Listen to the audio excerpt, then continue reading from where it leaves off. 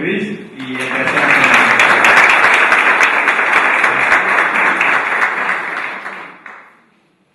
tardes a todos. Vamos a trabajar este tema hoy. Tengo que decir que para nosotros es un placer estar acá. Ustedes saben que el vínculo entre la Cámara de Empresarias, el gobierno, las instituciones educativas es algo que es muy importante para la sociedad en que vivimos. Así que nosotros estamos gustosos de colaborar en esta formación que siempre la gente la aprovecha y donde hemos visto algunos éxitos que yo les voy a comentar.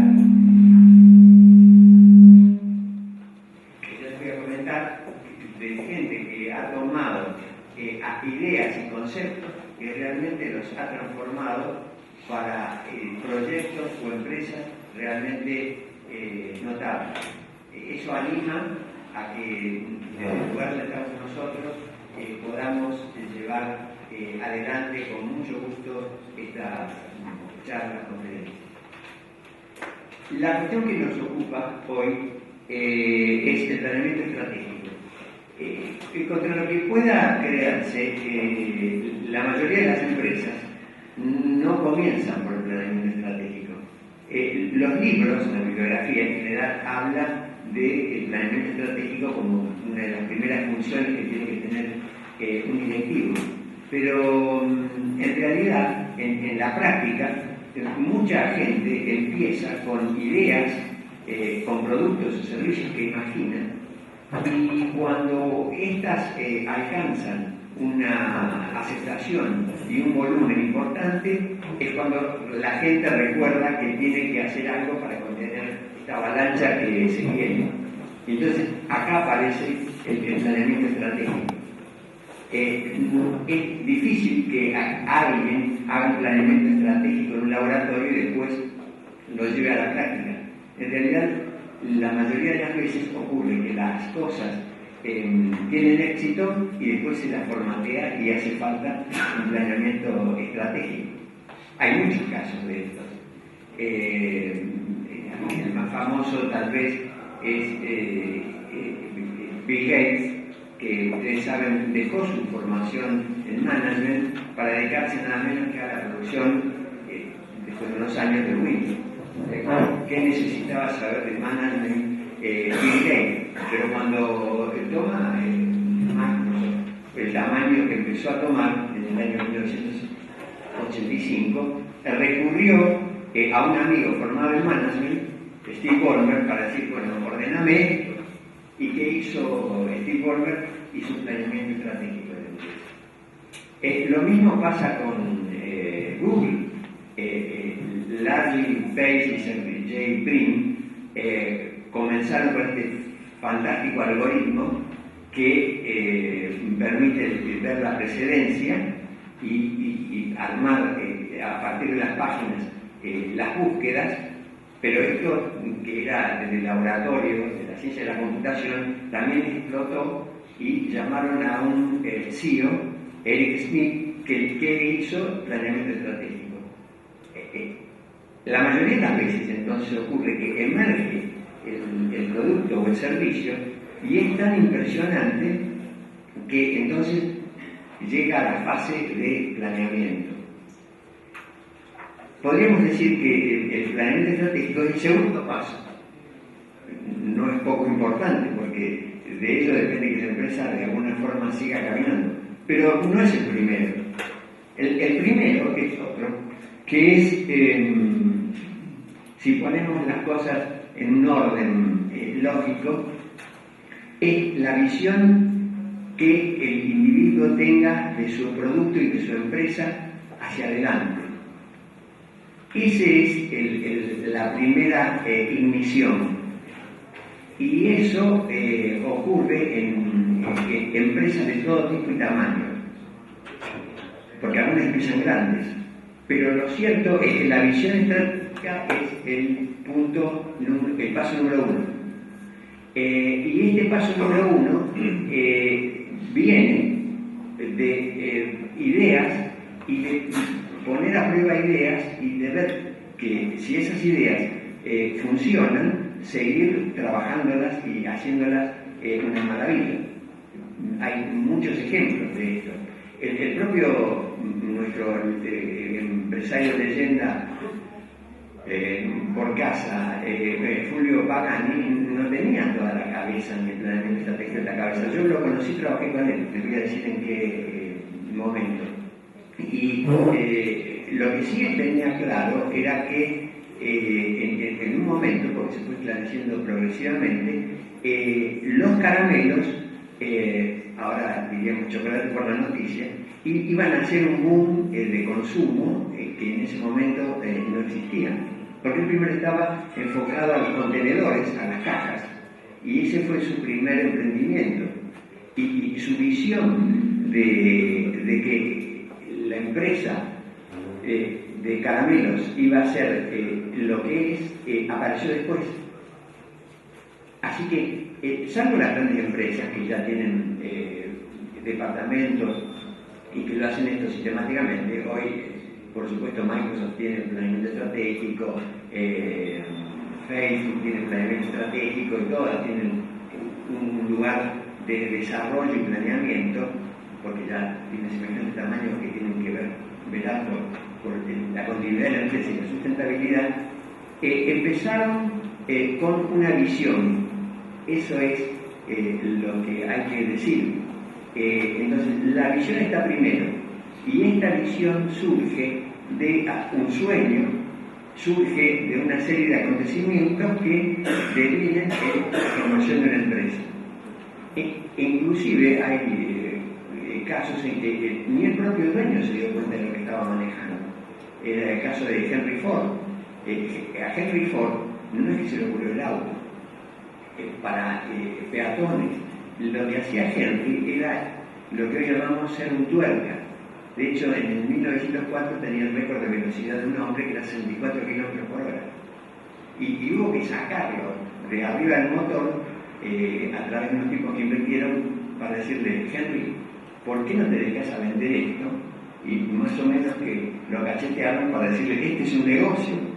Y acá aparecen las funciones del manager. Así que a veces las ideas ni siquiera se concretan por el tipo que las generó, sino por alguien que estuvo al lado que le dice: con eso se puede hacer mucha plata. Y ahí es donde aparece el manager, y ahí es donde aparece el planeamiento estratégico. Lo que sigue después es que eso hay que llevarlo a una cosa concreta, que son los productos, los servicios y toda la estructura, los procesos que hacen que una empresa produzca bienes y servicios. Y eso es la administración estratégica. Digamos, este es el orden. Ahora, alguna apreciación sobre esto de la planificación estratégica. ¿Qué no es planificación estratégica? Una serie de técnicas que las vamos a ver por lo menos enunciadas, porque ustedes saben una charla de divulgación, así que yo voy a enunciar algunas. Hay una enorme cantidad, podemos ver por la bibliografía de esto. No es pronóstico, porque el planeamiento estratégico, por supuesto que usa los pronósticos de todo tipo, políticos, económicos, sociales, de tecnología, pero no es un pronóstico. Tampoco baja el riesgo. No baja el riesgo. Puede aumentar el riesgo, porque se ven jugadas que suponen muchos millones de dólares y los errores pueden ser muy serios. Por eso vale la pena reflexionar sobre esto. Y por otro lado, hay que decir que no estamos hablando de largo plazo cuando hablamos de planificación estratégica, imaginemos cosas a 20 años, qué pasará en 2020. No. Es qué decisiones que tomamos ahora tienen consecuencias para adelante. Eso es estratégico. Lo otro es largo plazo, pero estratégico es lo que nos compromete ahora. Tomamos decisiones de inversión sobre productos o sobre personas pero las tomamos ahora, en este momento, y van a tener consecuencias más adelante. Eso habla de que esto es una cosa delicada y a la que hay que prestarle atención. Lo que observamos en la vida cotidiana es el hecho de que esto es un lío fenomenal. ¿Para qué vamos a planear? Bueno, justamente porque esto es un lío fenomenal, por eso tenemos que planear. Exactamente al revés. Y tenemos que tener nuestro plan A, nuestro plan B, nuestro plan C, nuestro plan D. Podemos usar todo el abecedario, pero tenemos que tener, digamos, planes alternativos, porque justamente están ocurriendo cosas permanentemente en la Argentina.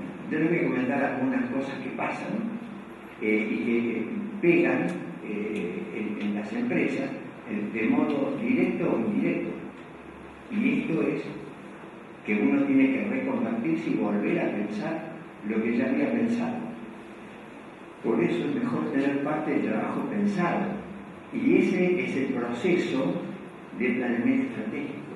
Porque el planeamiento estratégico es un proceso de toma de decisiones que tiene que estar lo más sistematizado, informado posible. Y esto, atención, es lo importante, tiene que convertirse en acción. La gran prueba de que una cosa funcione es que ocurren cosas a partir de que tomamos una decisión estratégica. Si no se convierte en acción, es un ejercicio intelectual. Así que ojo con esto porque, digamos, la validación de que un planeamiento estratégico funcione es que las cosas pasan y cambian. Y hay una cosa interesante que tengo que decir. Una buena sesión de planeamiento estratégico, ¿saben por qué se mide si es buena? No porque el plan es una maravilla y es una cosa fantástica, no.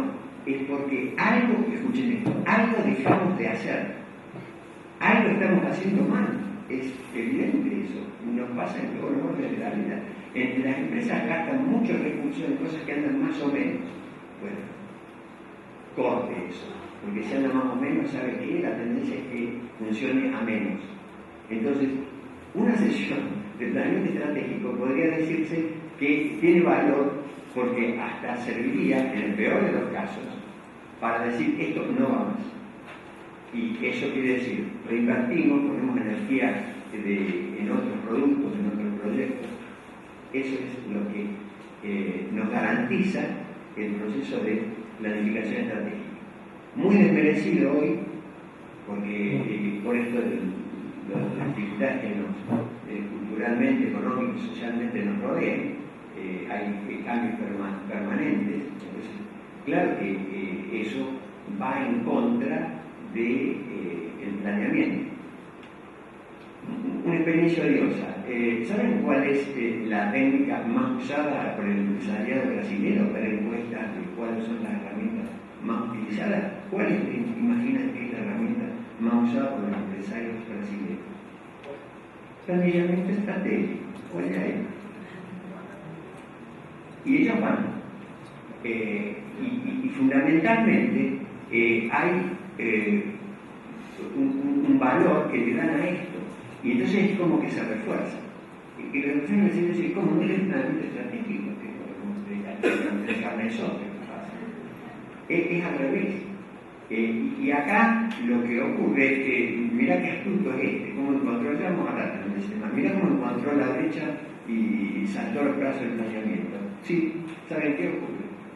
Tenemos 32 nombres de empresas que saltan. Eso es, en otra situación, en otro estado, en otra institucionalidad, en donde, claro, el planeamiento estratégico se va desmereciendo, porque es como una herramienta que ¿para qué hacerlo? Si hay otro que cortó un camino, tomó un atajo y mirá dónde está. No, es con la investigación humana. Donde hay poder, hay gente que se junta. Es decir, sea austríaco, americano, chino o donde sea. Donde hay poder y hay concentración de poder, seguramente se juntan todos los mosquitos. Es así de simple. No es una cuestión puramente argentina, es humana. Entonces, cuando hay desequilibrios y hay muchos poderes concentrados, ¿a dónde va la gente a buscar oportunidades? A los poderes concentrados.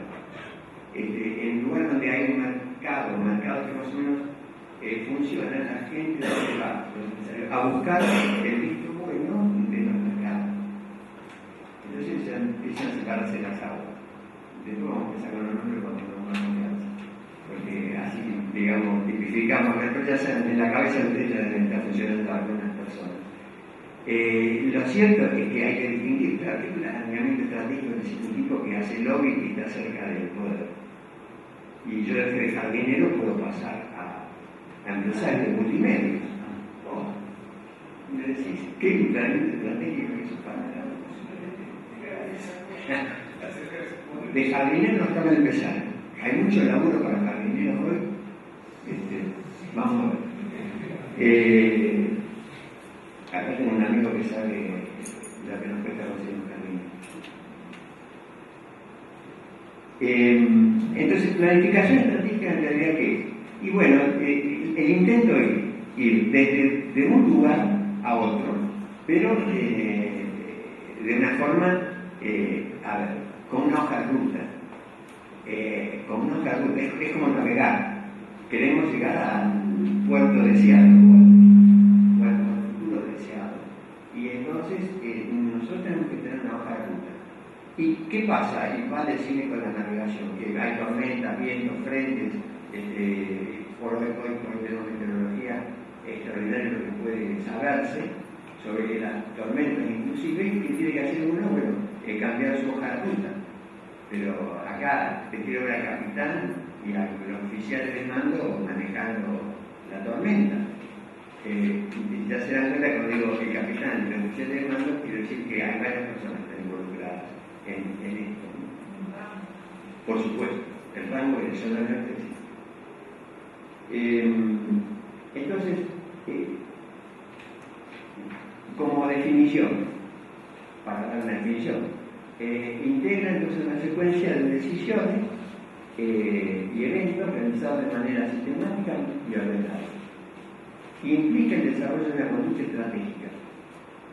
Es decir, cada paso que tomo o tomamos, y incluyo no solamente la jerarquía, sino la tripulación, para hacer la metáfora, tienen que saber a dónde nos dirigimos. Eso en un velero más o menos importante se sabe porque hay voces de mando, ustedes saben, y los habrán visto cambiarse de un lugar hacia el otro, es espectacular. Las maniobras, como dan vuelta el barco y lo hacen girar en cuestión de minutos, sueltan las velas adecuadas y arremangan lo que no corresponde. Y ocurre todo entre 12 y 18 tipos en los veleros del transoceánico. Es extraordinario porque los tipos están cerca. Y además de la tormenta, ¿sabes qué? Te lo llevas puesta. Entonces está claro para dónde tenés que ir. Esto, que es fácil en la navegación, es bastante difícil en la vida cotidiana empresaria. Y por eso, justamente, se necesita mucho más conocimiento y alerta para leer las señales. Y eso es lo que intenta el planeamiento.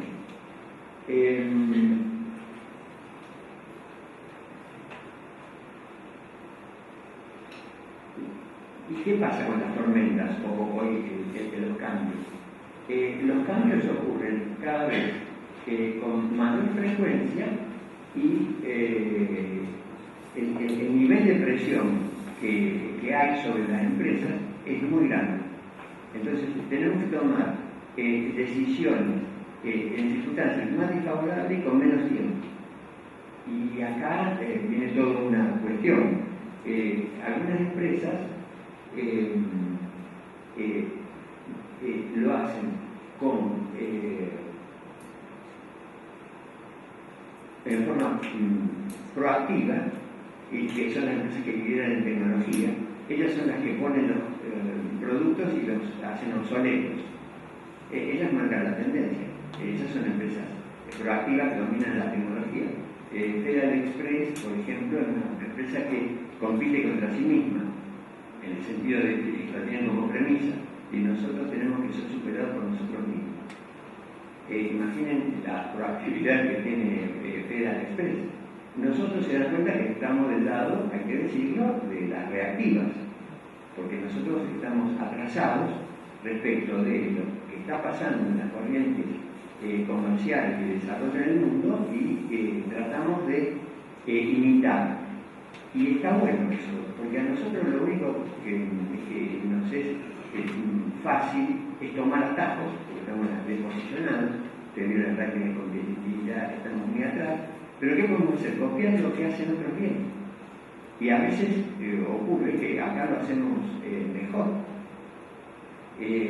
Un caso, Ferrocont, el señor Pérez de Ferrocont vio el tema de las grandes superficies en Bélgica en el año 78, 79. Y vino acá a Córdoba y no encontró el ambiente para poner el concepto de boutique en lugar del concepto de corralón. Vieron que Ferrocont tiene todo su espacio de compra, prácticamente bien. Es un concepto distinto. Es digamos, ese corralón sin ensuciarse. Bueno, ese concepto él lo pudo aplicar cuando hubo un contexto favorable, cuando vinieron las grandes superficies. Easy, Home Depot en su momento, bueno, en el caso de IMAX, pero en ese momento él tuvo la posibilidad de colocar ese concepto y funciona. Pero es una reacción de copia a una cosa que ya funcionaba en otro lado. Esto no lo desmerece a Pérez ni a Ferrocont. Esto lo muestro como ejemplo de que vamos atrás, pero si copiamos bien, nos puede ir bien. Eso es el desafío que tenemos nosotros. Porque nosotros en pocos lugares tenemos I+D suficientemente desarrollado, salvo Global, que el otro día, y para que estuve en el Debo hace menos de 15 días, ustedes saben que Global es una empresa de ingeniería de software que, y esto prueba por qué esto sirve, les digo que me emocione, se lo tengo que decir, porque como haciendo las cosas bien, salen bien. Una cosa increíble. Y entonces Global lo que hizo fue llevar un emprendimiento, un plan de negocio, un plan estratégico, y llegó a colocarse en Wall Street. Y comentó el líder de Global que hasta eligieron los inversores. Escuchen esto, el 17 de julio, escuchen la fecha, el 17 de julio del 2014. Estaban en un talk show eligiendo los inversores. A 6 cuadras de ahí, eso era en Wall Street, del 18 al 21, en Park Avenue, al 235, había otro problema que tenemos los argentinos, los Windows. Para que quiera verlo, lo que es alguien que hace management y hace las cosas bien y le salen bien, y alguien que no hace management y sale más barato. Impresionante, pero esperanzador, porque qué bueno, que salió. Por supuesto, porque los argentinos siguen siendo valiosos. Y no es demagogia. ¿Qué se necesita?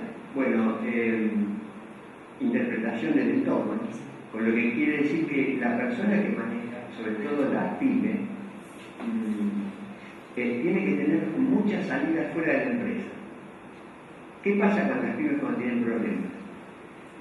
Se ven comunicadas, se ven para adentro.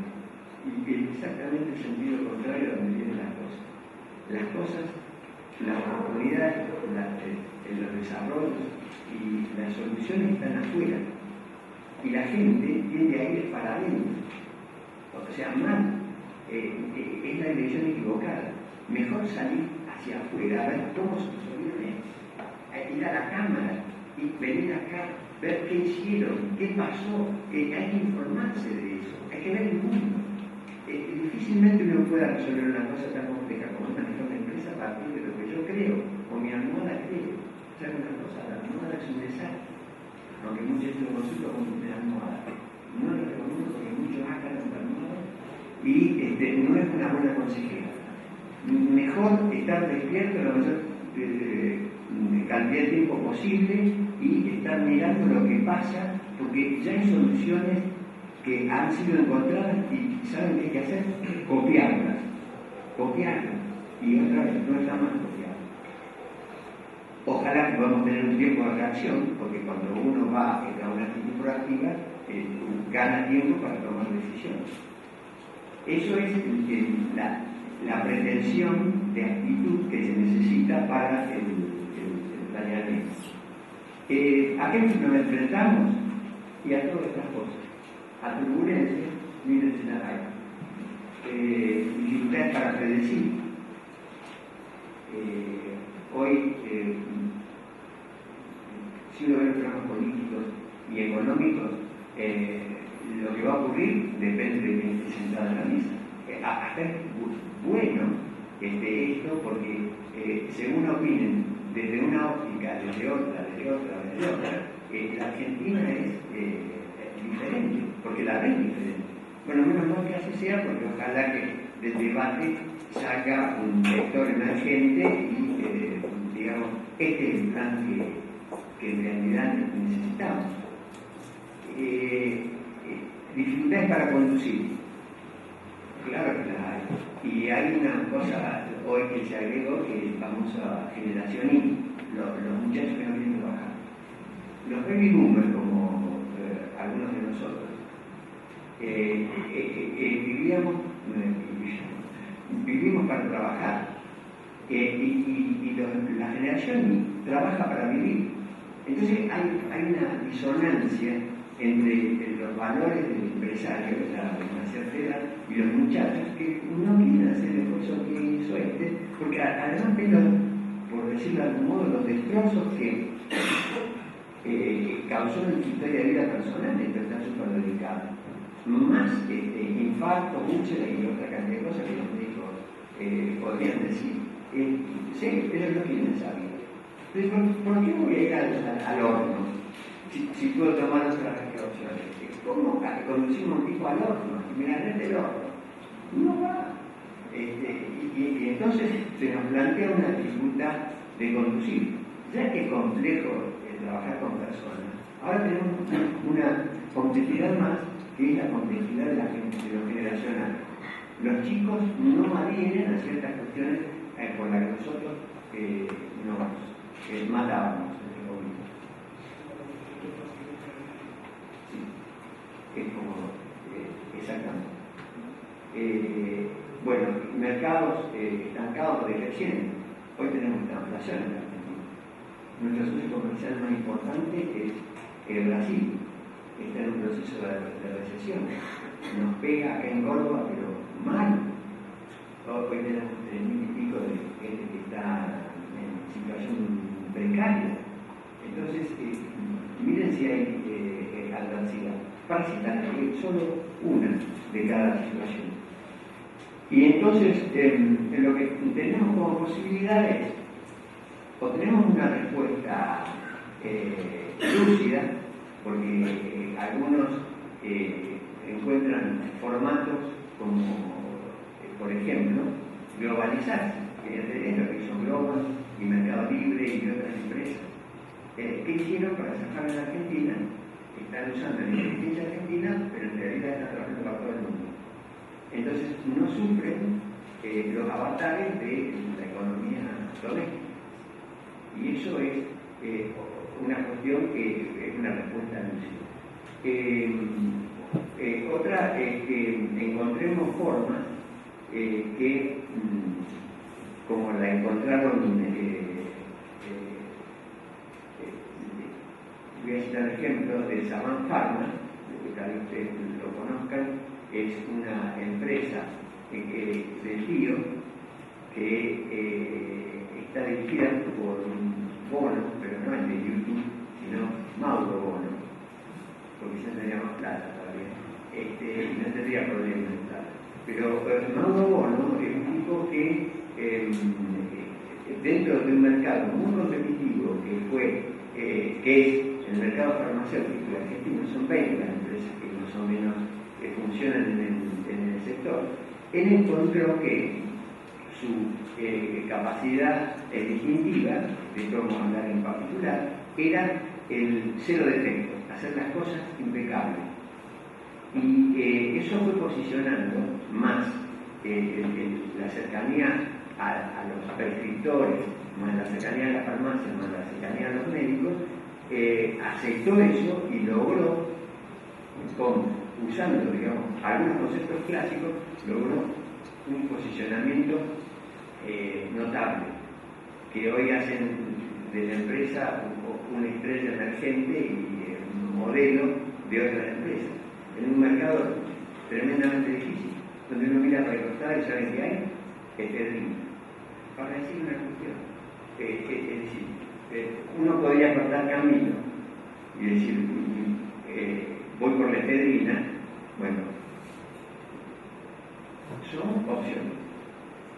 Y otra es una actitud estratégica y anticipativa que es muy difícil de encontrar, sino en las empresas que tienen chip porters o cabezas estratégicas en otros países y donde realmente somos en un mapa global y como el metodología, por ejemplo, y va de un lado a otro buscando mejores condiciones y tiene una estrategia muy corporativa y global. Son posibilidades que se tienen.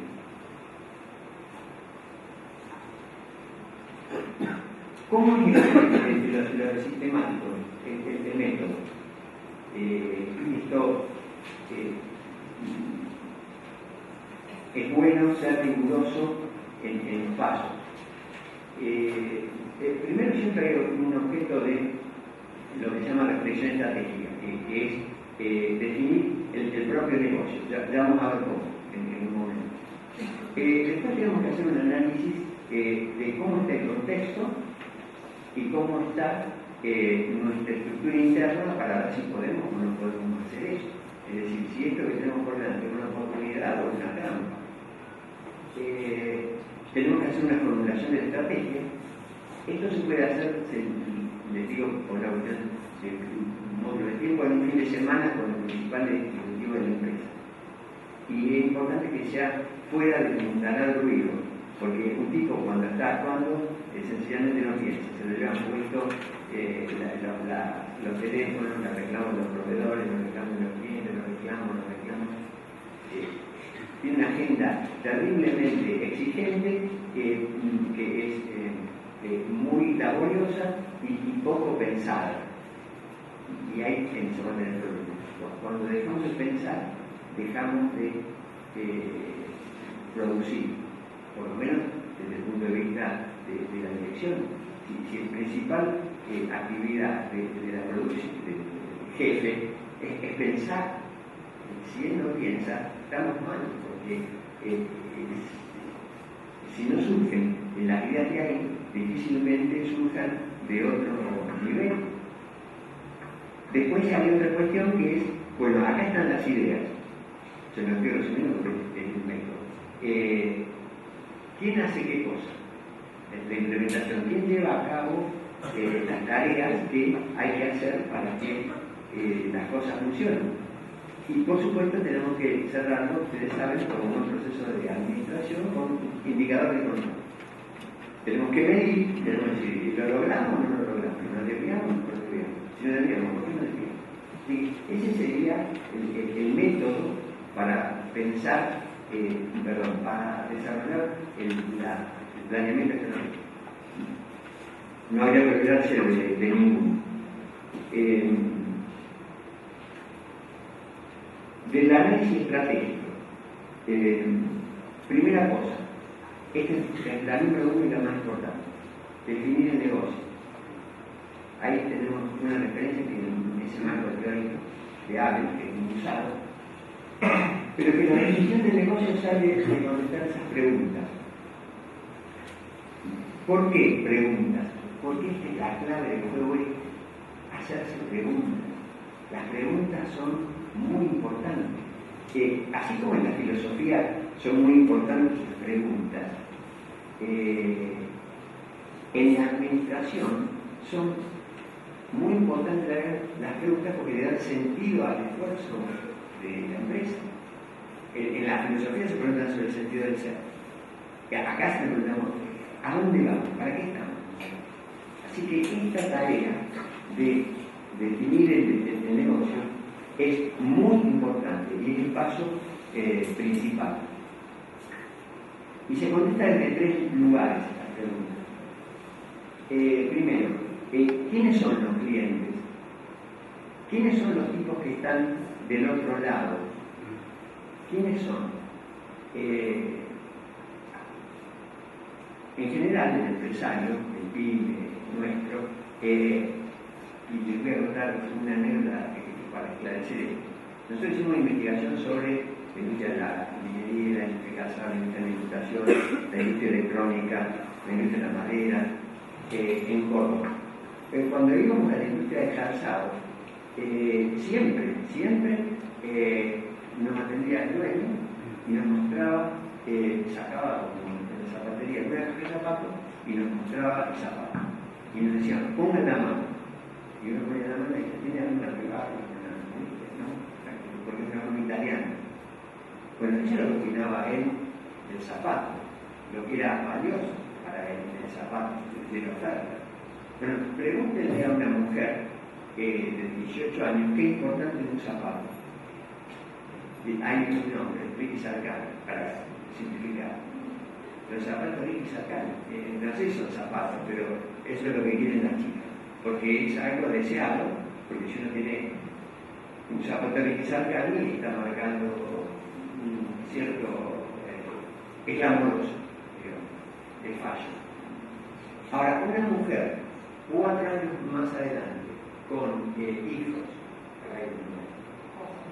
como le debe el zapato, no digo que el zapato no hace falta, pero es cómodo, porque compite contra el presupuesto de los chicos que van al colegio, rompen 3 en una semana.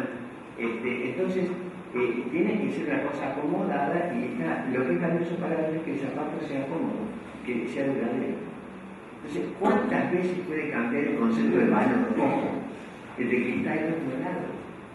No es lo que nosotros creemos que tiene valor, sino valor es lo que ella o cualquiera, en este caso la mujer, diga lo que es valioso del zapato. Entonces nosotros tenemos que tratar de responder a eso. Eso es una buena orientación en lugar de decir, puesto el zapato. No, el zapato es lo que ella dice. Tengo que decir, hacer una excepción de los tecnólogos. Los tecnólogos saben que la pregunta, Steve Jobs agarra y dice, esto lo hacen, lo compran como lo hice yo. Claro, porque es fantástico. Es un aparato que tiene un estilo, una funcionalidad extraordinaria. El iPhone, el iPad, el iPhone, son realmente instrumentos para la vida cotidiana fantásticos. Entonces, pero vienen desde la tecnología. Y nosotros corremos para comprar eso. Vieron que el iPad 6 tuvo una cola de no sé cuántas cuadras y por supuesto se vendían números que es en Nueva York. No es que pasa solo en Nueva York, que te hacen la cola para que te cobren por un número. No, lo que pasa es que los fenómenos ocurren en todos los lugares, la gente se comporta del mismo modo. Lo que pasa es que hay unas claras sobre las reglas de juego. Y cuando vos estás en offside, sabes que te cobran el offside. Y en otros lugares, no. Entonces se genera una distorsión.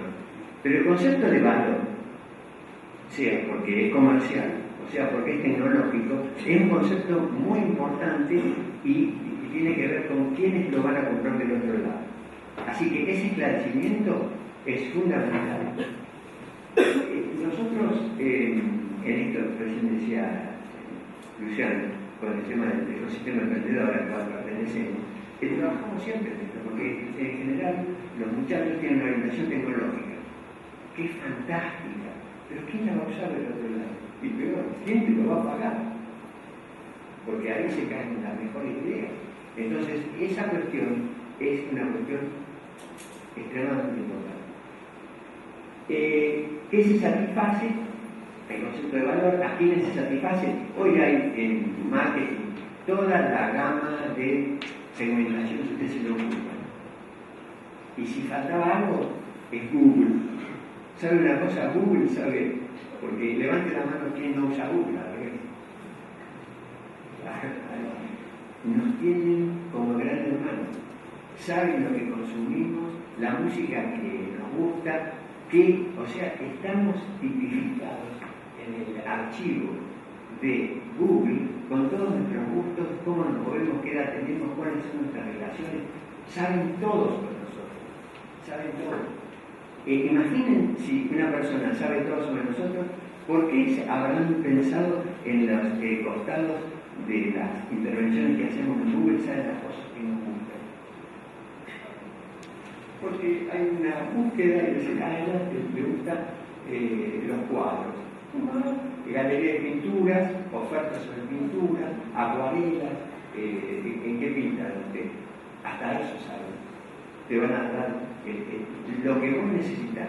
Así que hoy, de segmentación, hoy hay microsegmentación. ¿A dónde van las microsegmentaciones? A identificar a todos y cada uno de nosotros. Todos y cada uno de nosotros estamos en la nube, en un archivo donde estamos totalmente tipificados. Así que eso es el grupo de clientes. ¿Y cómo se satisface al cliente? Otra pregunta importante. Bueno, vamos a citar mucho al señor que estudió mucho esto, que es Michael Porter, este es un enfoque porteriano, podríamos decir, que dijo, las empresas para hacer las cosas bien tienen que hacer 4 cosas, y lo vamos a ver un poco en detalle después rápido. O trabajan en la eficiencia bajo costo, o trabajan en la calidad, o trabajan en la innovación, te sorprenden siempre sorprendiéndote Apple, o trabajan en la cercanía al cliente. Es cuando vos vas a un hotel y dices, fulano está, ¿qué tal? ¿Cómo le va? Ayer tanto que no venía, porque el tipo ya sabe que vos venís a ese hotel y que atienden como te sentís único. Eso aplicado en los servicios, se puede aplicar en muchas otras cosas. Pero esos 4 conceptos hacen que entre, el concepto de valor, a quién te dirigís y cómo lo abasteces, estoy definiendo el negocio. No tenés que elegir nada, tenés que buscar el rompecabezas y armarlo. Pero claro, es trabajo para pensar. Y no es que yo me la creí. ¿Saben cuántos negocios de que yo me la creí están fundidos? Está lleno el cementerio de tipos que se fueron con la empresa.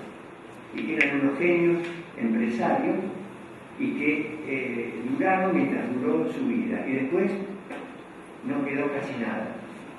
¿Por qué? Porque le faltó la visión estratégica. Era una visión totalmente cortoplacista. Eso es la consecuencia de no trabajar en esto, que normalmente no se ven. Estaba en la primera plana y me toca acción policial. Y hay que esperar unos años. ¡Qué fantástico! Son verdaderos casos de falta de management, además de ser automático, ¿no? Bueno, está en un proceso de ajuste. Está en un proceso de ajuste, explicamos, ¿no es cierto? Hoy dicen, no puedo con todo esto, vamos a un proceso de ajuste. Pero ojo, no quise decir que venga con la cosa. Aunque puede contar mi historia, pero el concepto. Bueno, hoy casi todo el mundo sabe que hay que tener valores, porque sobre todo cuando hablamos de chicos más jóvenes, ¿cuál es la lección? Y la lección son valores como la confiabilidad, el conocimiento, todo esto es chocolate por noticia. Sí, pero ¿saben? Las cosas son importantes para ellos. Son cosas como obvias. Pero lo que no es obvio es que lo hicieron entre todos. Es como si acá nos pusiéramos de acuerdo y decir, bueno, ¿cuáles son los valores que vamos a trabajar nosotros? Con lo que nos vamos a anclar. Bueno, son cada uno, y están escritos a veces en una piedra, o como para que no quede como la piedra de Moisés. Parece que Moisés tenía, claro, una película de Mel Brooks, que en realidad tenía 3 tablas de la ley, y se le cayó una, porque no quedaron 10. ¿Saben lo que pasaría si hubiera que no estaríamos nosotros. Pero el tema es que se lo toman en serio, ponerle la piedra a los valores. La misión es algo, vamos a ver, que es el propósito de la empresa. Y que vamos a ver qué condiciones tiene que tener. La visión es cómo lo miro yo a 3 o 5 años. ¿Cómo me veo instalado de los 3 a 5 años? Y es bueno el ejercicio porque uno se da cuenta que es viable o inviable. Y la estrategia es esto que lo que vamos a hablar en estos minutos que tenemos por delante. Vamos a hacer una rápida pasada por lo que usted no puede dejar de ver en términos de estrategia. Después vamos a dar una posibilidad de preguntas, pero para que las preguntas estén más informadas, yo voy a ir ahora como rápido para ver los pasos a seguir.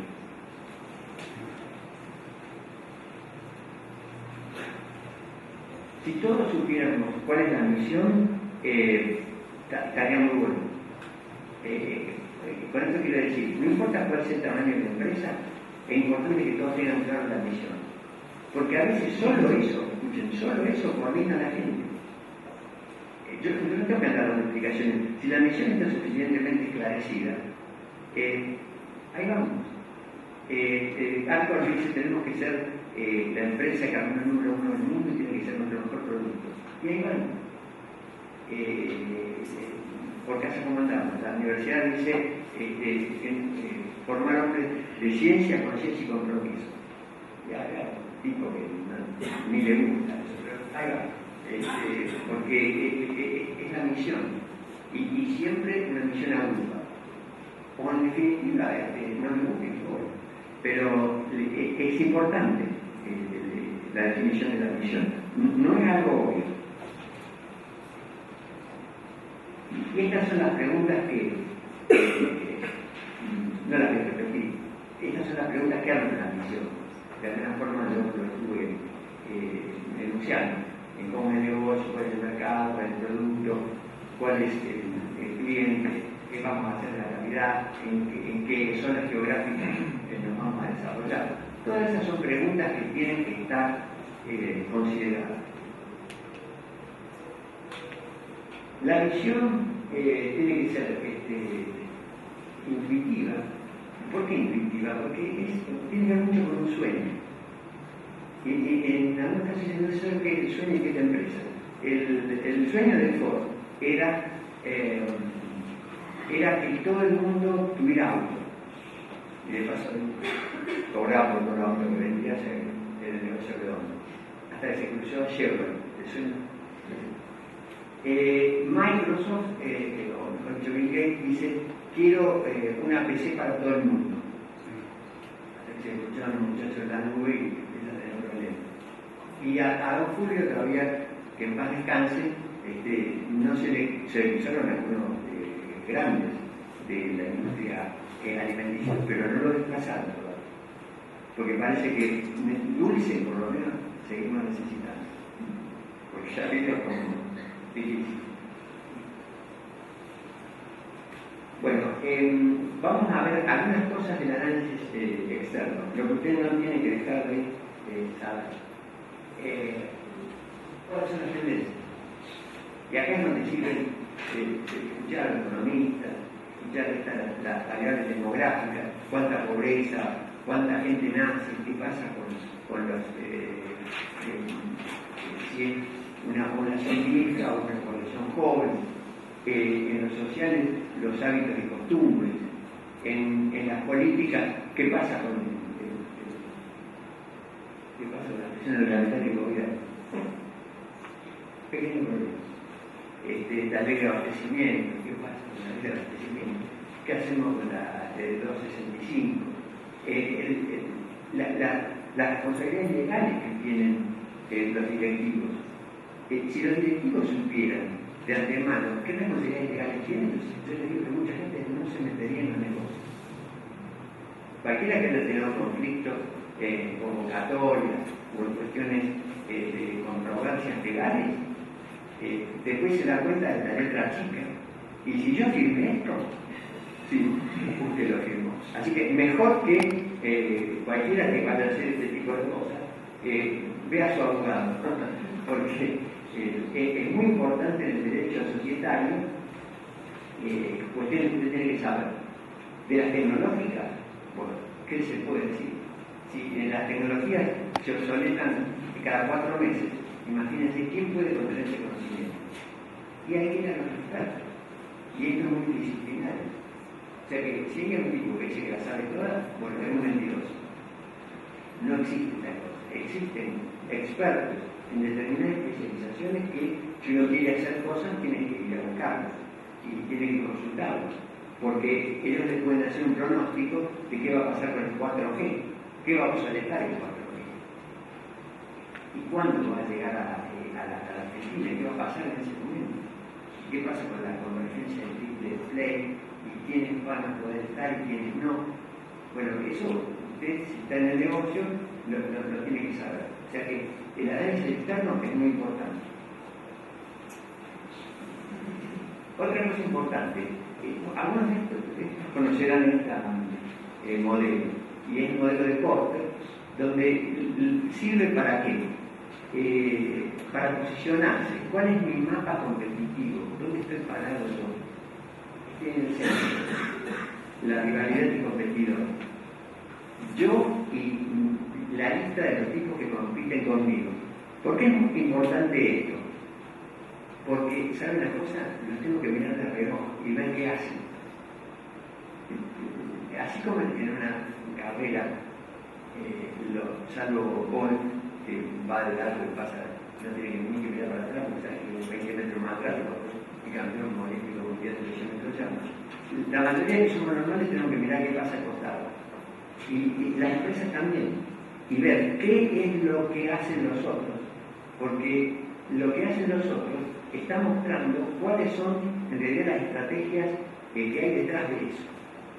Y a veces no podemos saberlo, a veces no tenemos recursos para hacer espionaje industrial, pero sí podemos ver las conductas e inferir en qué están trabajando, en qué nuevos modelos, cuál es la tendencia, en qué están. Es algo que uno no puede dejar de saber. De los proveedores, bueno, las flechas están puestas en la dirección de los competidores, pero saben una cosa, hay proveedores que en realidad están ejerciendo poder sobre, si yo tengo una empresa fabricante de marcas de aluminio, Alvar, ¿saben qué? Me tiene así.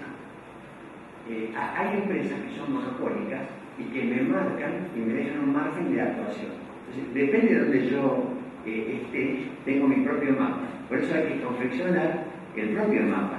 Cada uno tiene en su empresa que confeccionar el propio mapa. Y lo mismo con los compradores. ¿Cuál es la negociación que tienen? Verán qué poder de negociación tenemos nosotros con las proveedoras de telefónica. ¿Cuál es el poder que tenemos? Pero sí tenemos un poder. ¿Saben cuál es el poder que tenemos? Las redes. Yo les digo, y esto está probado, que cuando uno se queja y genera una viralización de su queja, sí que prestan atención estas empresas. Es un recurso. La red es un recurso para quejarse, fantástico. Le da capacidad de convocatoria al toque y mucha gente adhiere y entonces estas empresas que monitorean sus disconformidades tratan de mejorar los abusos. Pero ojo que no estamos en el descampado como era antes. Ahora, gracias a las redes podemos nosotros ejercer presión como compradores sobre los cuasi monopólicos que están del otro lado. Esta es una oportunidad que antes no teníamos. Hoy hay empresas que se dedican a leer qué es lo que pasa en las redes con mi empresa y que dan diagnósticos. Dicen, a ver, están apretando demasiado a los usuarios o están muy disconformes. Eso es ya una buena cosa. Posibles entrantes es los que el negocio es muy interesante y hay gente que quiere meterse. Y los productos sustitutos es aquello que de algún modo hacen más o menos la misma función pero más barata. El caso típico es cuando hay crisis, bueno, ¿qué bajan? Las bebidas colas lo saben bien. Número 1, Coca-Cola, Pepsi, van para abajo y entonces aparecen los sustitutos, los jugos, otras marcas.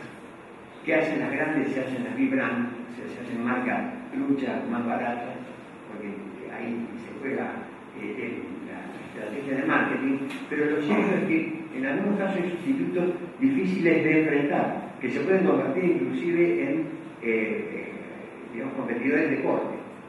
Hay que tener unos ojos sobre eso. Les recomiendo esto, posiblemente la gente que informada en management lo conozca, pero es de una utilización muy efectiva y es fácil de usar.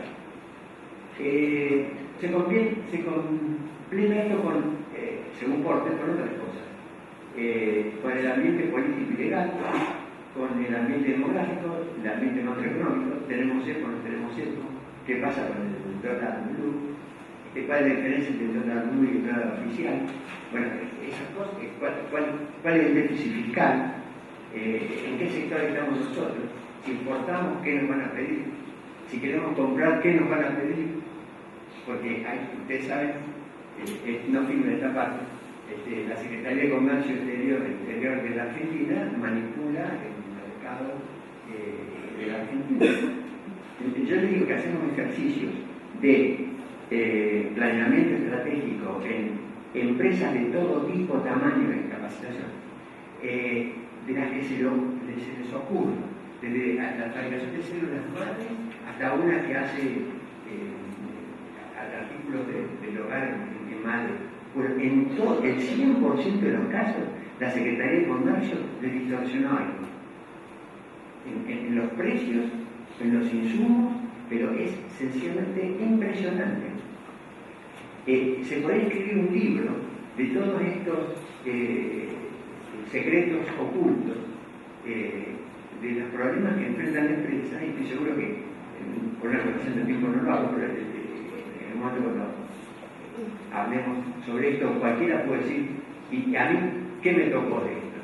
Y estoy seguro que hay tantos casos como gente ocurre que está sentada acá, o está en una empresa. El ambiente tecnológico, bueno, los propios tecnológicos, el ambiente social, el cambio de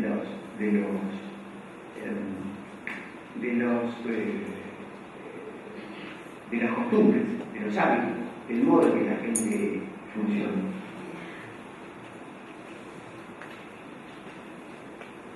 Esto para que tengan otra opción, que se llama configuración de escenario. Uno puede hacer escenarios con estas variables y pensar qué pasa si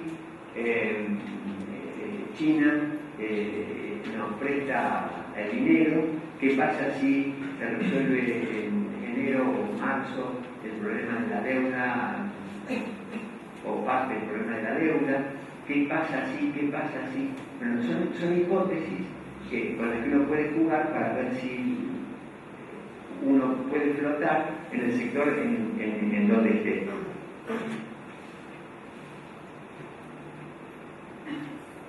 Hecho esto, otro concepto importante, que es el concepto de cadena de valor.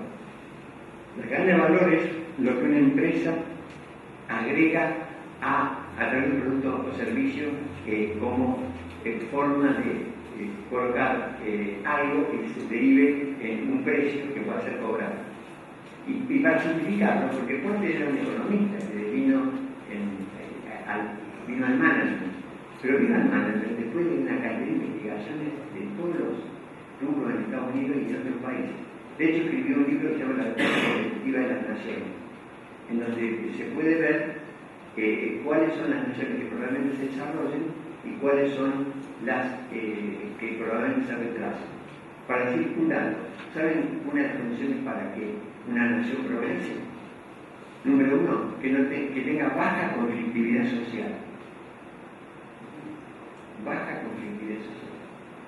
O sea, para que la gente trabaje razonablemente. Esa es la caña de valor. Abajo, lo que es lo típico. La entrada, la logística, las operaciones, la salida, la concentración y los servicios, ruido por venta. Y arriba es el liderazgo, eso es muy importante. Ahí está en términos económicos, pero el liderazgo es muy importante. Si ¿qué tenemos arriba en la empresa? Cómo se manejan los recursos humanos, cuál es el desarrollo tecnológico que tiene la empresa y cómo compra. Eso, con eso se puede hacer dulce, porque hay miles de cosas que se pueden hacer en nuestra cadena de valor para mejorar. Miles. Increíble lo que se puede hacer. Se puede estrujar hasta de una forma japonesa, diría, estos procesos. Eso es para mejorar la eficiencia interna. Esto es un cuadro demostrativo de cómo pegan estas eslabones dentro de la empresa. Esto a los fines ilustrativos está propuesto. Vamos a este concepto. Este es el concepto más importante para el manejo de una empresa. ¿Qué la explica la empresa que está en nosotros? Algo la tiene que escribir. Aunque seamos una pyme que hace muebles de madera o juguetes de madera, algo tiene que ser diferente al resto de las otras. Ni les digo, cuanto más valor agregado tienen, más se puede dar un lujo de diferenciarse. Pero acá tiene que ver que las competencias sean únicas, es decir, que tenga los recursos y las capacidades de la organización para que lo pueda hacer, que incorporen valor, esto es que se pueda monetizar, que se pueda sostener en el tiempo y que se haga al menor costo posible, porque eso siempre es un deber que uno tiene que cumplir, al menor costo posible. Haga lo que usted quiera, pero al menor costo posible. ¿Por qué? Y muy simple, porque va a tener el margen de rentabilidad más importante. Sony, para decir un caso, tiene precios allá arriba en audio, pero tiene un proceso hecho por japoneses, claro, de una eficiencia notable. Entonces, el margen es muy alto. Entonces, siempre, aunque uno tenga mucha calidad en su producto, tiene que trabajar en la eficiencia.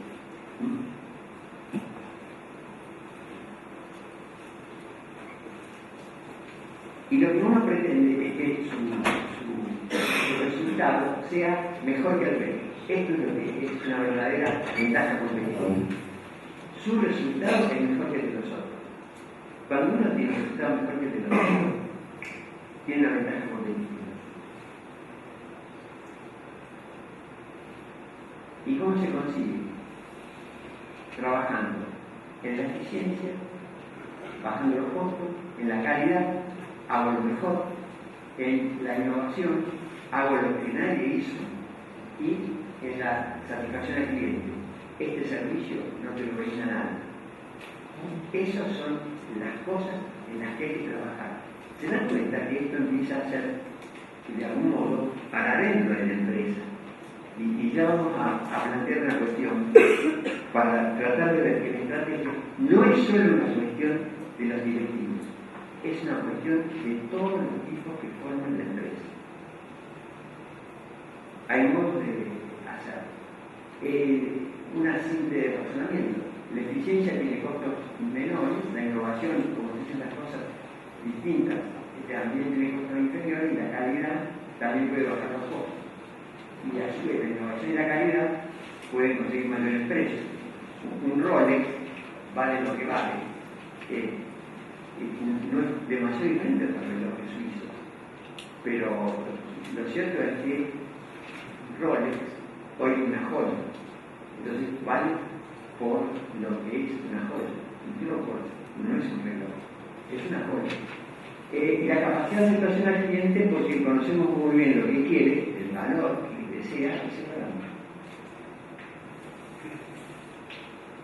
Eso le da a la empresa habilidades distintivas. Cada empresa a su vez tiene habilidades distintivas diferentes. ¿Por qué? Porque tiene gente diferente. Entonces, aunque sean dos empresas que hacen en la gran mecánica el mismo trabajo, sencillamente allá hay un tipo que maneja el torno que es mejor que en el otro lado. Y acá hay un ingeniero de diseño que es mejor que aquel. Y acá hay un tipo de control de calidad que es mejor que el otro. Entonces ocurre una cosa, el producto es mejor. Entonces, siempre hay habilidades distintivas. Acá empieza a ser valiosa la gente y la cualidad de la gente. Y eso es una cuestión estratégica también. Con qué gente uno cuenta y con qué gente va a trabajar. Bueno, estas son algunas de las definiciones que ya estuve mencionando. Son definiciones técnicas.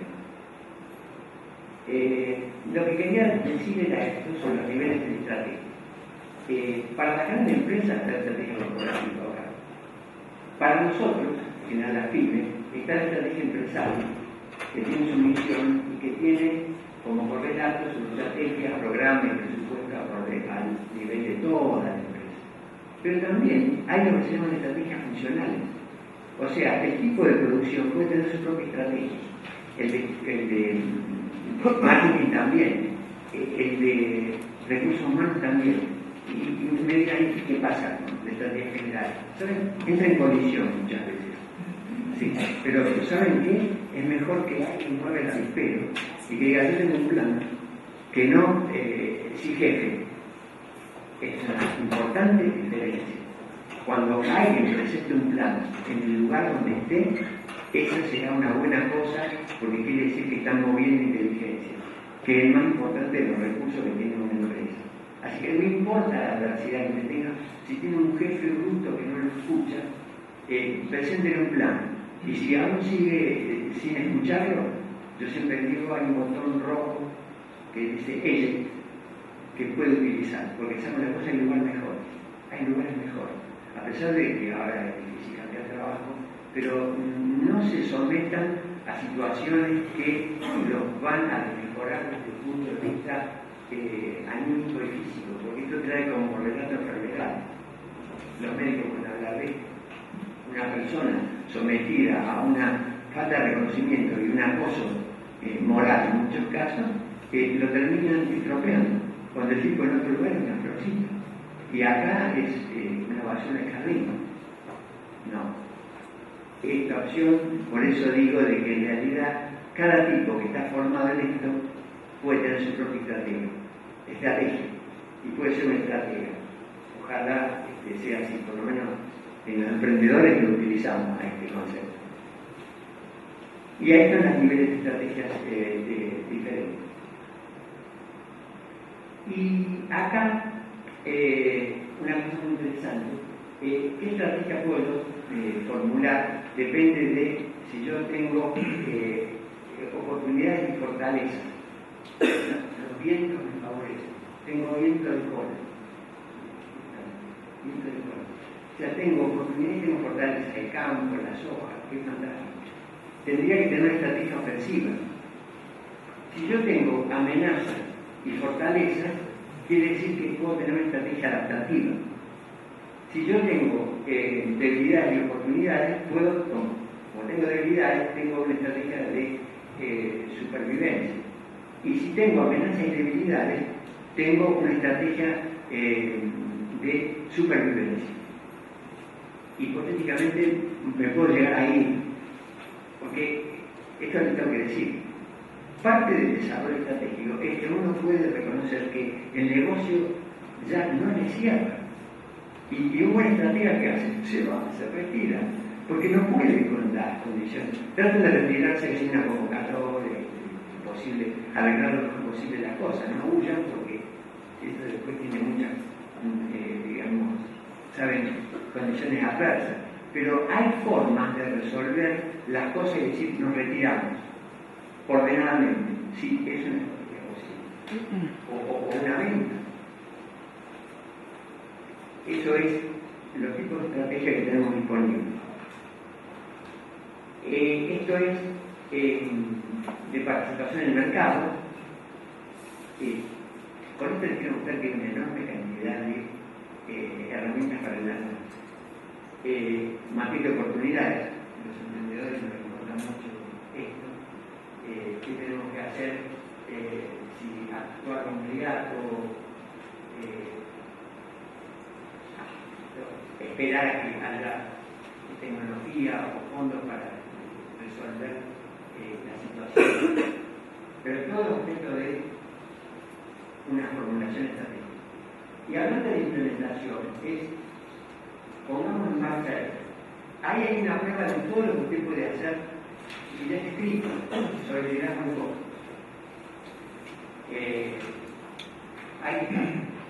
En todo lo que usted puede hacer en diferenciación, usando calidad, cercanía al cliente o innovación. Allá. A ver, hay 215 cosas que usted puede hacer y que los libros le dicen que haga y que es como una dieta. Si la quiere hacer, la hace, no la hace, pero saben, está escrito. No hay que inventar nada. Hay que ir a la bibliografía apropiada y ver qué hicieron. O sea, hay que copiar y pegar. Nada más. Está casi todo hecho en calidad, en innovación, no, en cómo uno tiene que innovar, no que le va a salir, pero cómo tiene que innovar, cómo tiene que gestionar los recursos humanos, cómo tiene que generar el desarrollo. Está todo escrito, solo hay que ir a buscar en el lugar apropiado. Esto lo digo en el tamaño de las posibilidades de la pyme, porque en muchos casos alguna empresa se puede dar el lujo, de comillas, de contratar a un consultor y decir, este tipo sabe, me indica lo que sabe, y bueno, está bien. Pero nosotros que tenemos que, por decir, autoformarnos y adquirir nuestras propias habilidades, ir a los libros. Que además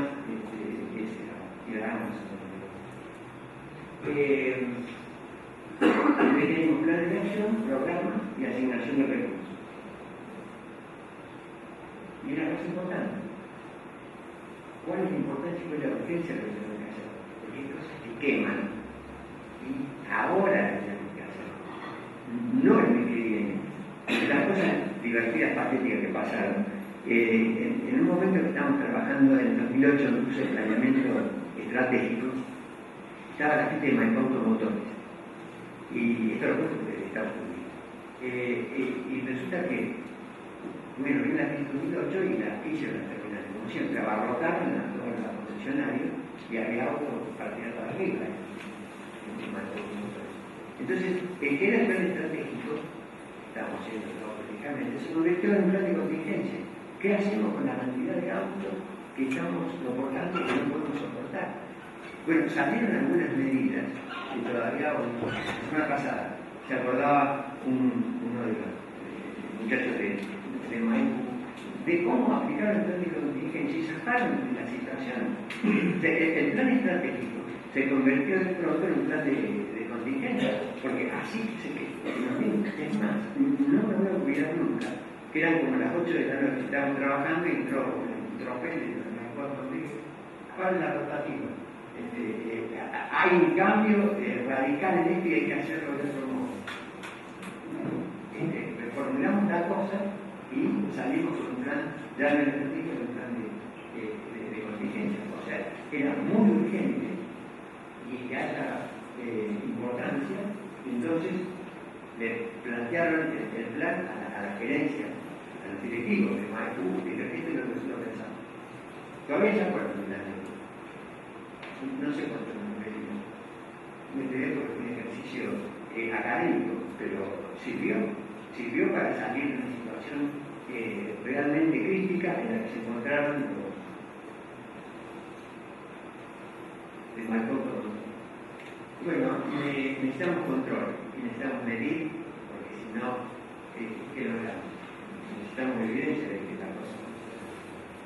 Y necesitamos indicadores en cada grupo por área armada, y acá son todos responsables. Todos. Bueno, esto es, digamos, lo que les quería decir en términos de los contenidos que usted no puede dejar de utilizar en un planeamiento estratégico. Es un método.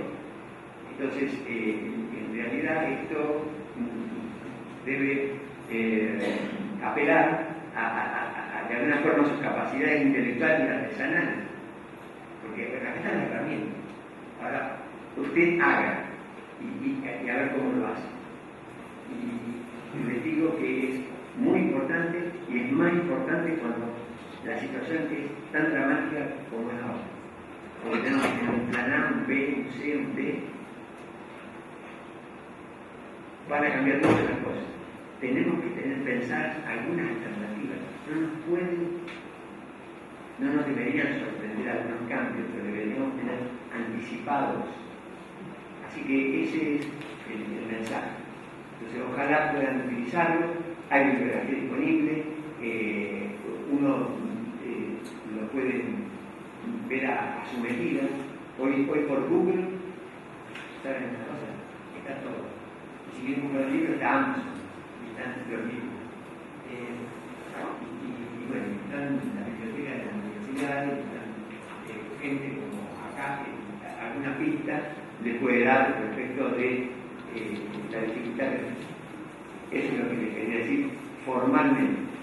Ahora lo que podemos hacer es abrir un espacio de preguntas para que ustedes, en función de todo esto que yo les planteé, quieran tener como alguna, en particular, alguna inquietud que me quieran hacer. Los escucho.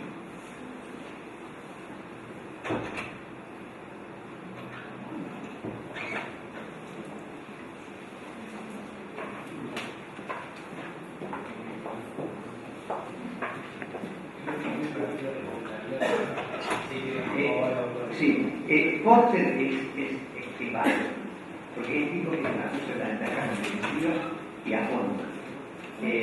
Hay otro, Anson, pero es como más sofisticado.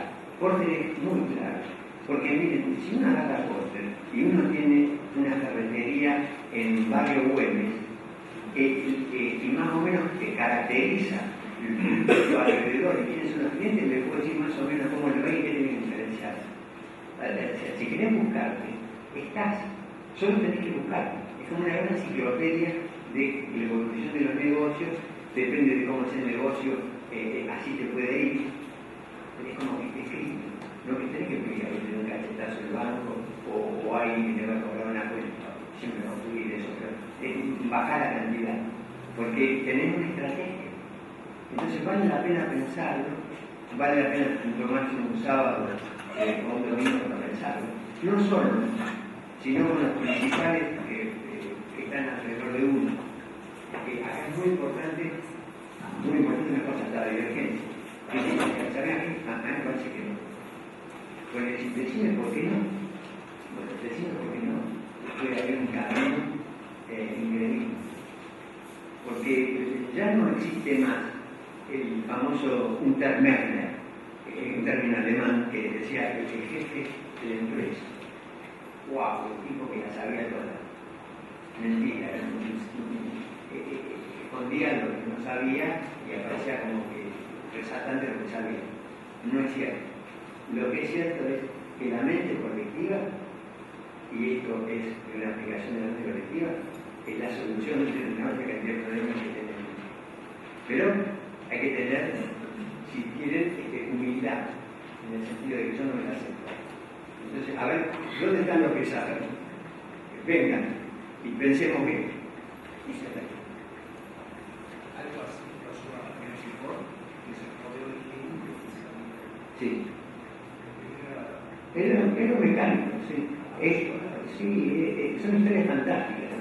Y Henry tuvo una gran época donde se rodeó de los mejores tipos de la industria de la ingeniería. Por eso hicieron esa fantástica máquina que todavía anda, que es Forte. pero cuando le dijeron siempre hay que vender los autos, que parece que la gente quiere que sean de color distinto, él dijo, no, ¿sabes una cosa? Son de... Y no era menor el tema, era negro porque llegaba más rápido, pero era insostenible. Y Henry empezó grande, empezó a los 60 y pico, 70 y pico de años a generar todo esto. Y tenía la cabeza que empezaba a fallar. De modo que digamos, lo condicionó mucho su propia postura y su propia observación. Además, ¿quién le dice a un tipo que vendió 17 millones de autos que el auto no va más?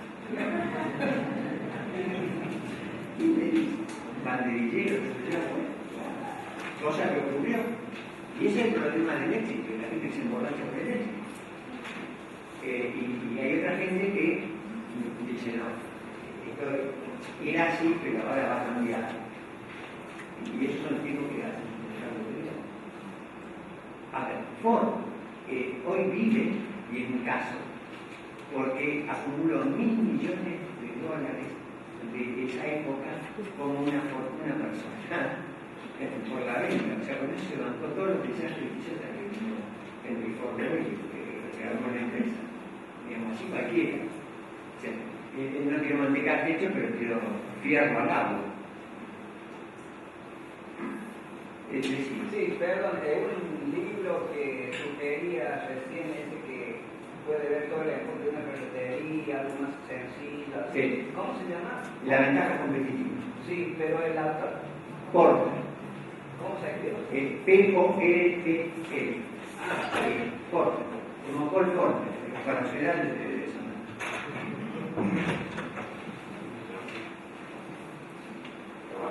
Sí. En la estación vamos a mostrar la economía del tiempo. Vamos a ver qué periodo de tiempo también ustedes la visión de la comunicación. Bueno. Primero hay que planteárselo al principio, como los emprendedores, que nos planteamos en el inicio qué es factible de esto o no. En otro momento es cuando uno le va bien, porque cuando le va bien es algo muy sencillo, le va a dejar bien. Eso en una economía que razonablemente funciona. En una economía complicada como la Argentina, yo diría que cada menos tenemos que contar a tipos que tomamos decisiones de cómo seguimos. Es como el capitán que junta a su tripulación y cómo seguimos, ¿qué hacemos? Porque nosotros estamos en un momento de una crisis muy profunda, más profunda de la que la gente presume o sabe.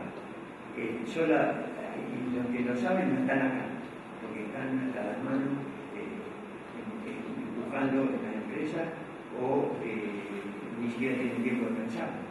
Pero en estas situaciones críticas no está mal que una vez por mes nos juntemos un sábado todo el día fuera cortamos el teléfono, hacemos silencio para pensar, pero para pensar con un orden, una agenda de las cuestiones que tenemos como prioritarias, una agenda que recolectamos antes, si cualquier tarea vos, después coordinador o jefe dice, bueno, vamos a tratar estos temas y vamos a ver qué solución le damos. Porque estamos en emergencia. Así que esto, por eso es más importante estar pensando permanentemente. En economías normales esto se hace una vez por año, algunos habrán participado en esto y hay presupuesto anual. Bueno, eso no te economía personalmente crece, bajo, pero crece. Pero cuando decrece y tenemos esta inflación, tenemos que tratar tenemos todo, ¿qué hacemos? Es como un comité de emergencia, ya no es estratégico, pero mejor tenerlo. Ahora con ustedes, es como la tercera vez que escucho que empieza a visualizarse, o ya empezó quizás a principios de año, un cambio de escenario en cuanto a que se viera una especie de complicación del ciclo que sigue. Y no, es como que vamos a decir que sí, se viene una mala vida. He escuchado desde que puede ser que a partir de año en febrero comienza un cambio, teoría de causa rumbo, puede ser que termine ahí, que dure 6 meses o que dure hasta 2016. Sí. Pero ya todos se está iniciando ahora. Sí. ¿Cuál es su opinión en cuanto al tiempo? ¿Puede llegar a ser 6 meses, 2 años?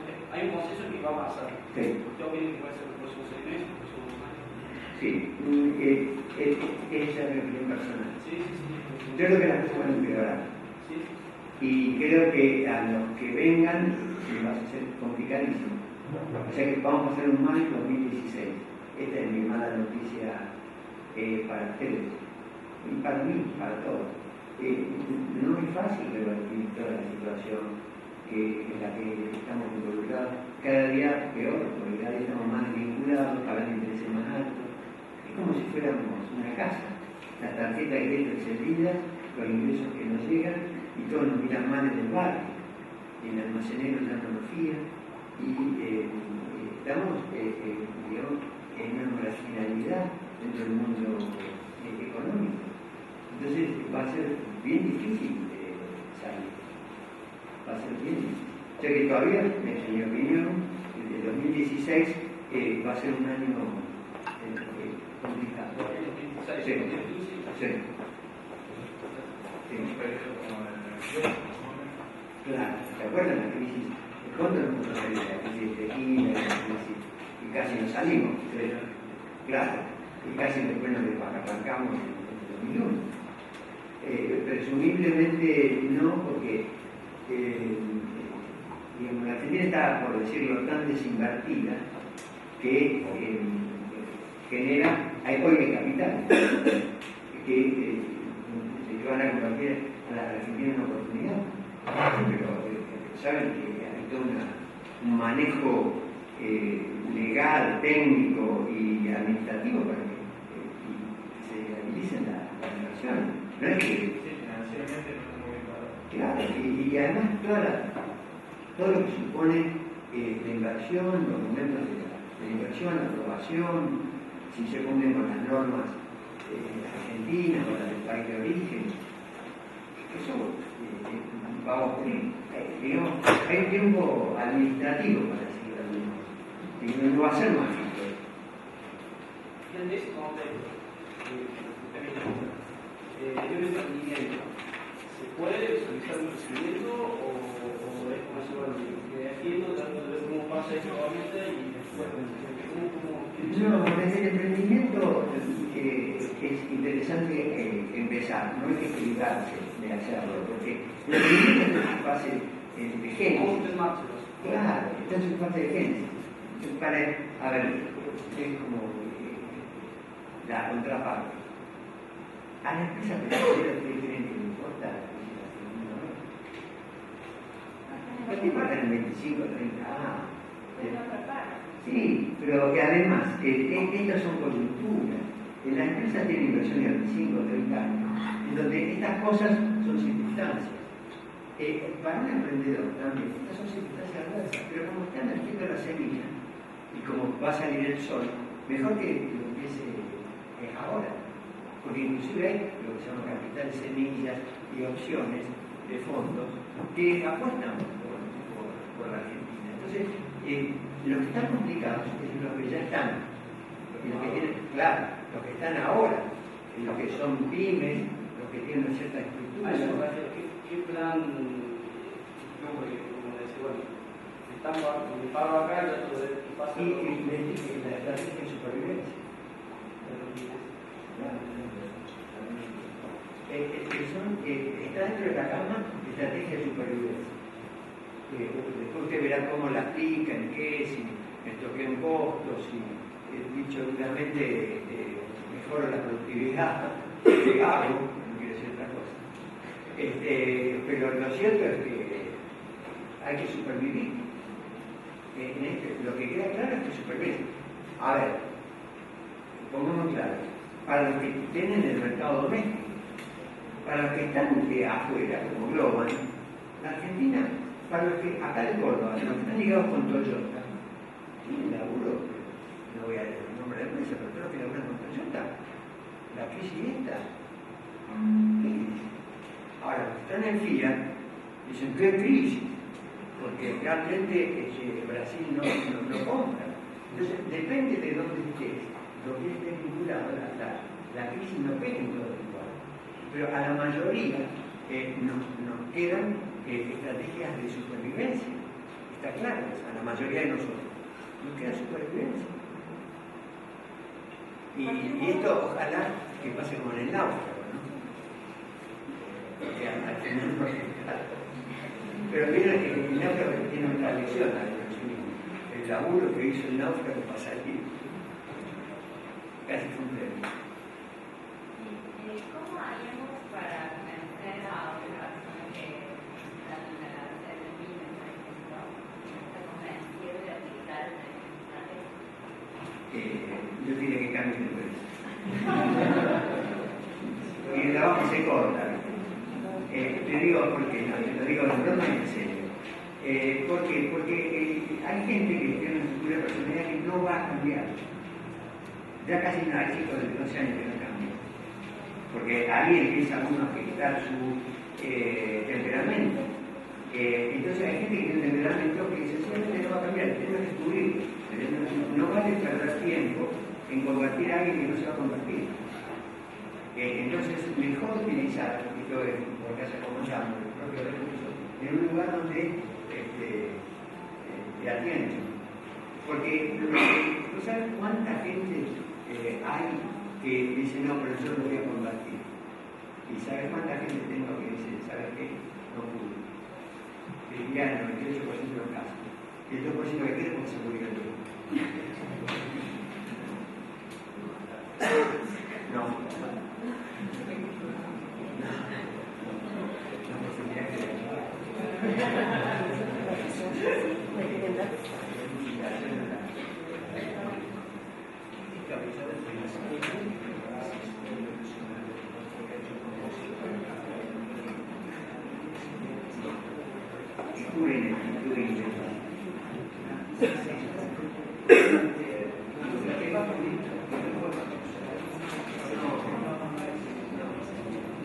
Miren, lo dicen los tipos que les voy a contar a mí, casi habría que apagar eso.